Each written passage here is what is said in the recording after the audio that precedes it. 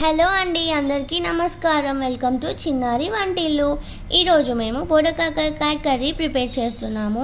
So ఇది seasonal vegetable అన్నమాట.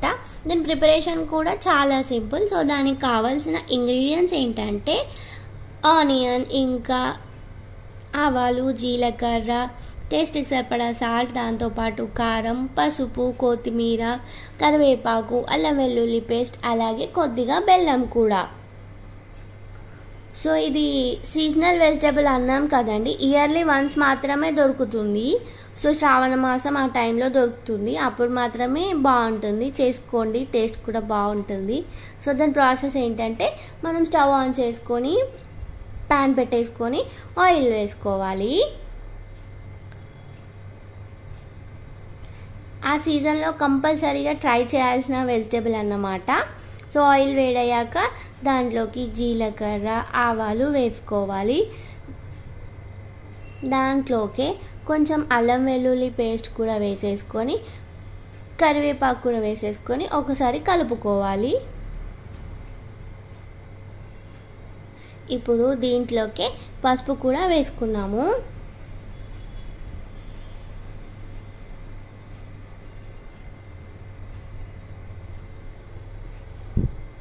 పసుపు కూడా వేసేసుకొని మంచిగా కలిపేసుకున్న తర్వాత మనం కట్ చేసి పెట్టుకున్న ఆనియన్ ఉంది కదండి, ఆనియన్ కూడా యాడ్ చేసేసుకొని మొత్తం మంచిగా మిక్స్ చేసేసుకోవాలి. జస్ట్ ఆనియన్ ఒక 1 minute అలా రోస్ట్ అవుతే సరిపోతుంది. ఇప్పుడు దీంట్లోకి మనం చిన్నగా కట్ చేసి పెట్టుకున్న బోడకాకరకాయలు వేసుకొని మొత్తం మంచిగా మిక్స్ చేసేసుకోవాలన్నమాట. ఒకసారి మంచిగా కలుపుకున్నాక దాంట్లోకి ఒక చిన్న గ్లాస్లో ఒక 1/2 glass ఆఫ్ వాటర్ వేసేసుకొని మళ్ళీ ఒకసారి కలిపేసుకొని క్యాప్ పెట్టేసుకోవాలి. క్యాప్ పెట్టేసుకున్న తర్వాత 2 minutesకి ఒకసారి కలుపుతూ ఉండాలన్నమాట. ఒక 5 minutes వరకు అలా కలుపుతూ ఉండాలి. ఏంటంటే మనం క్యాప్ ఓపెన్ చేసి చూస్తే ముక్క ఇలా మెత్తగా అవ్వాలన్నమాట. ఇలా విరిగితే విరిగిపోవాలి, అప్పటి వరకు కలుపుకోవాలి.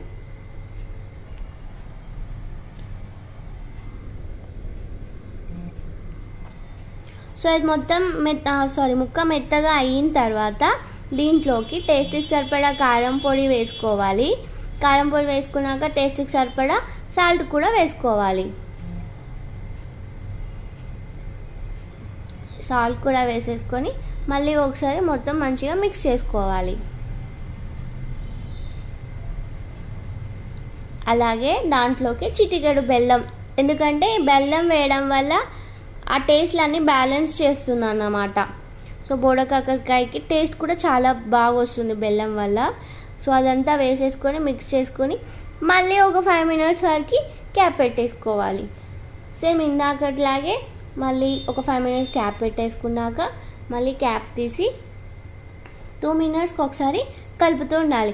బెల్లం వేసాం కదండి, కరిగిపోతుంది. సో అలా మంచిగా వస్తుంది, చూడడానికి లుక్ కూడా బాగుంది కదా. సో అంతే అండి, మంచిగా మిక్స్ చేసేసుకున్నాక బెల్లం కరిగిపోయిన తర్వాత ఒక 2 minutes అలా ఉంచేసుకొని స్టవ్ ఆఫ్ చేసేసుకోవడమే. ఇదేంటంటే హెల్త్కి చాలా మంచిదండి. అలాగే కర్రీలో, చపాతీలోకి అండ్ రైస్లోకి కూడా బాగుంటుంది. దాంతోపాటు చిన్న పిల్లలు, పెద్దలు ఎవరైనా తినొచ్చు. అలాగే ఏంటంటే టేస్ట్ కూడా బాగుంటుంది. ఇయర్లీ వన్స్ వస్తుంది కదా, టేస్ట్ చేయండి, చాలా బాగుంటుంది, మిస్ చేసుకోకూడదు అన్నమాట.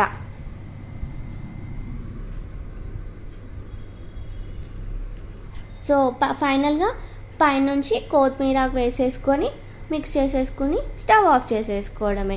సో ఇంతే అండి ఈ వీడియో. మీకు కనుక ఈ వీడియో నచ్చితే లైక్ చేయండి, షేర్ చేయండి, కామెంట్ చేయండి, అలాగే నా ఛానల్ని సబ్స్క్రైబ్ చేసుకోండి. థ్యాంక్ యూ ఫర్ వాచింగ్ చిన్నారి వంటిల్లు.